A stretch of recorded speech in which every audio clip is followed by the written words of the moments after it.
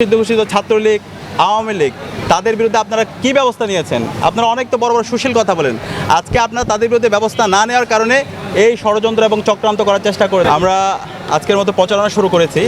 আমরা শিক্ষার্থীদের কাছে যাচ্ছি প্রতিদিনের মতো। আজকে সোশ্যাল সায়েন্স ফ্যাকাল্টির সামনে দাঁড়িয়েছি, ফ্যাকাল্টির শিক্ষার্থীদের তাদের প্রত্যাশার কথাগুলো শুনছি এবং সেগুলো নোট নিচ্ছি।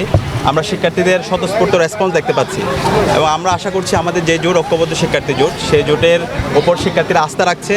আমাদের যে নেতৃত্ব, আমাদের যে সততা, আমাদের যে দক্ষতা এবং গত এক বছর জুড়ে আমাদের যে সামগ্রিক অ্যাক্টিভিটি, এই সব কিছুই শিক্ষার্থীরা স্বতঃস্ফূর্তভাবে আমাদেরকে গ্রহণ করছে এবং আমরা আশা করছি আগামী 9 তারিখে আমরা একটা ব্যালট বিপ্লব দেখতে পাবো এবং সেখানে ঐক্যবদ্ধ শিক্ষার্থী জোটের আমরা যারা প্রার্থীরা আছি তাদের উপর শিক্ষার্থীরা আস্থা রাখবে এবং আমাদের সবার আশা করছি ভূমিধ্বজ বিজয় হবে।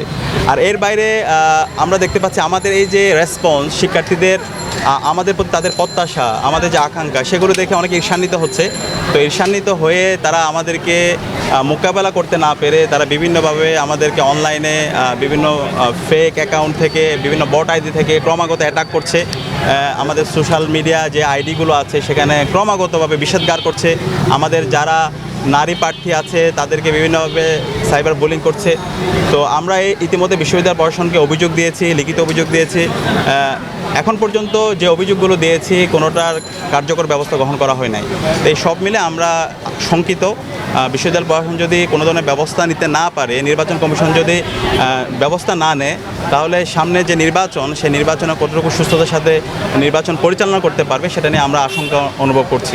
আচ্ছা, এইটা মানে আইডিগুলোর নাম একটু বলেন। মানে এটা হয়ে গেছে, আমরা জুলাই বিপ্লবের পরে আমাদের সবারই প্রত্যাশা ছিল এই যে দায় দিয়ে দেওয়ার রাজনীতি থেকে আমরা সরে আসবো, টেকিংয়ের রাজনীতি থেকে আমরা সরে আসবো। কিন্তু এই সব কিছু যাই ঘটে, ওই শিবিরের উপর দায় দিয়ে দাও, সাদিক কায়েমের উপর দায় দিয়ে দাও, SM ফরহাদের উপর দায় দিয়ে দাও, মহিউদ্দিন খানের উপর দায় দিয়ে দাও, যাই হোক সেটা হচ্ছে দায় দিয়ে দাও। এই দায় দিয়ে দেওয়ার রাজনীতি থেকে আমাদের বেরিয়ে আসতে হবে। আমি একটু জানতে চাই ওই আইডিগুলো একটু নাম বলেন, কারা কারা করছে। মানে এখন যেটা হয়েছে, বিভিন্ন জায়গায় আমরা দেখতে পাচ্ছি ক্রমাগত আমাদের বিরুদ্ধে প্রপাগান্ডা হচ্ছে। আমার বিরুদ্ধে প্রায় 70 থেকে 80টা আইডি খুলে ক্রমাগত প্রপাগান্ডা করা হচ্ছে। তো এই যে আমার বিরুদ্ধে প্রপাগান্ডা করা হচ্ছে এবং আমাদের অন্যান্য প্রার্থীদের বিরুদ্ধে প্রপাগান্ডা করা হচ্ছে, সেটাকে তারা ভিন্ন খাতে নিয়ে যাওয়ার জন্য তারা কাউন্টার এই ধরনের একটা ন্যারেটিভ তৈরি করছে। তো আমি আপনাদেরকে দায়িত্ব দিতে চাই, সাংবাদিকবৃন্দদেরকে, আপনারা একটু আইডেন্টিফাই করেন। সোশ্যাল মিডিয়ায় ঢুকলে, বর্তমানে ট্রেন্ডিংয়ে ঢুকলে দেখতে পাবেন এই ধরনের বট আইডিগুলো কারা চালাচ্ছে, কারা প্রার্থীদেরকে বিষোদ্গার করছে। তো এটা যদি আপনারা একটু আইডেন্টিফাই করেন, একটা নির্দিষ্ট গোষ্ঠীকে খুঁজে পাবেন। তো এদের বিরুদ্ধে আমাদের প্রতিবাদ প্রতিরোধ জারি রাখতে হবে। আর এই যে দায় দিয়ে দেওয়া রাজনীতি থেকে বেরিয়ে এসে যারা অপরাধী, যে অপরাধ করছে, যে নারীকে শ্লীলতাহানি করছে, যে সাইবার বুলিং করছে, এরা হচ্ছে কালপ্রিট। তাদেরকে আইডেন্টিফাই করুন, আইডেন্টিফাই করে তাদেরকে বিচারের আওতায় নিয়ে আসুন। এটা হচ্ছে আমাদের দাবি। দেখতে পাচ্ছি জুলাই বিপ্লবের পরে প্রতিটি ক্যাম্পাসে শিক্ষার্থীদের স্বতঃস্ফূর্ত উচ্ছ্বাস দেখতে পাচ্ছি এবং জুলাই বিপ্লবের অন্যতম একটি আকাঙ্ক্ষা হচ্ছে প্রতিটি ক্যাম্পাসে ছাত্র সংসদ নির্বাচন হয়ে যাওয়া। ছাত্র সংসদ যদি নির্বাচন হয়, তাহলে আমাদের বাংলাদেশের গত 54 বছর ধরে আমরা যে সংকটগুলো তৈরি হয়েছে, যে নেতৃত্বের সংকট তৈরি হয়েছে, শিক্ষার্থীদের আকাঙ্ক্ষা যে পূরণ হয় নাই, সেটার মূল কারণ হচ্ছে এই ছাত্র সংসদ নির্বাচন না হওয়া এবং ছাত্র সংসদ নির্বাচনটা কার্যকর না থাকা। তো এখন জুলাই বিপ্লবের পরে সবার আকাঙ্ক্ষা, শিক্ষার্থীদের আকাঙ্ক্ষা হচ্ছে প্রতি ক্যাম্পাসে ছাত্র সংসদ নির্বাচন হয়ে যাওয়া। ইতিমধ্যে দেশের বড় বড় ক্যাম্পাসগুলোতে ছাত্র সংসদ নির্বাচনের তফসিল ঘোষণা হচ্ছে। সেই তফসিল ঘোষণার পরে ক্যাম্পাসগুলোকে অস্থিরতা দিকে নিয়ে যাওয়ার জন্য এখানে পরাজিত শক্তি, পাশাপাশি খুনি হাসিনার বিভিন্ন দোসররা তারা বিভিন্নভাবে মেকানিজম করছে। অনেকে বুঝে হোক না বুঝে হোক তাদের ফাতানো ফাঁদে পা দিচ্ছে এবং আমরা দেখতে পেয়েছি আমাদের চট্টগ্রাম বিশ্ববিদ্যালয়ের শিক্ষার্থীদের উপর যারা জুলাই সহযোদ্ধা ছিল তাদের উপর কীভাবে ন্যাক্কারজনক হামলা হয়েছে, শিক্ষকদের উপর হামলা হয়েছে। বাকিবিতে আমরা দেখতে পেয়েছি, গতকালকে রাজশাহী বিশ্ববিদ্যালয়ে আমরা দেখতে পেয়েছি। এইভাবে ক্যাম্পাসগুলোকে অস্থির করার জন্য বিভিন্ন পক্ষ এখানে চেষ্টা করছে।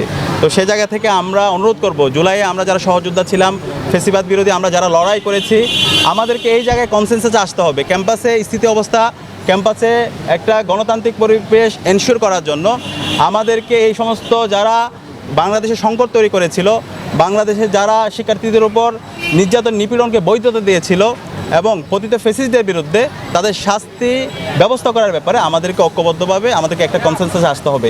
একই সাথে আমি ইন্টারিমকে জিজ্ঞেস করতে চাই, তাদের কাজ কি? আজকে 1 বছর পার হলো, যারা খুনি, যারা গণহত্যা করেছে, শিশু হত্যা করেছে, ক্যাম্পাসে যারা নির্যাতন নিপীড়ন করেছে, নিষিদ্ধ ঘোষিত ছাত্রলীগ, আওয়ামী লীগ তাদের বিরুদ্ধে আপনারা কি ব্যবস্থা নিয়েছেন? আপনারা অনেক তো বড় বড় সুশীল কথা বলেন, আজকে আপনারা তাদের বিরুদ্ধে ব্যবস্থা না নেওয়ার কারণে এই ষড়যন্ত্র এবং চক্রান্ত করার চেষ্টা করে তারা ষড়যন্ত্র এবং চক্রান্ত করছে। একই সাথে যে প্রশাসন, আমরা যদি দেখি পুলিশের মধ্যে যে পুলিশ হেলিকপ্টার থেকে আমাদেরকে গুলি করেছে, আমাদের হাজার হাজার ভাই বোনকে শহীদ করেছে, তাদের বিরুদ্ধে আপনারা কী ব্যবস্থা নিয়েছেন? আমরা কি এখন পর্যন্ত পুলিশ সংস্কার দেখতে পেয়েছি? একই সাথে এই যে সচিবালয় থেকে শুরু করে অ্যাডমিনিস্ট্রেশনে সকল ফেসিবাদের দূষণরা এখনও বসে আছে, তাদের প্রমোশন হচ্ছে, তারা সব ধরনের ফেসিলিটিস নিচ্ছে। তো এইভাবে যদি চলতে থাকে তাহলে তো এটা শহীদদের আকাঙ্ক্ষার আলোকে বাংলাদেশ হয় না, এটা সম্পূর্ণ একটা ইন্টারিমের ব্যর্থতা, তাদের অযোগ্যতা। এই কারণে আজকে পরাজিত শক্তি তারা বিভিন্ন ধরনের ষড়যন্ত্র এবং চক্রান্ত করার চেষ্টা করছে। আমরা যারা এই জুলাই বিপ্লবের যারা সহযোদ্ধারা ছিলাম, অনেকে না বুঝে তাদের পাতানো ফাঁদে পা দিয়ে ফেলছি। আমি সবাইকে অনুরোধ করব, এই ফেসিস্টদের বিরুদ্ধে, এই খুনি হাসিনার বিরুদ্ধে, এই নিষিদ্ধ ঘোষিত ছাত্রলীগের বিরুদ্ধে আমাদের লড়াই জারি রাখতে হবে এবং ক্যাম্পাসে ক্যাম্পাসে আমাদেরকে একটা কনসেনসাসে আসতে হবে। এবং আমরা আশা করছি আমরা সবাই দায়িত্বশীল আচরণ করে এই ফেসিবাদের বিরুদ্ধে আমরা আমাদের লড়াই সংগ্রাম জারি রাখবো এবং একটা গণতান্ত্রিক পরিবেশ আমরা নিশ্চিত করব। ধন্যবাদ সবাইকে।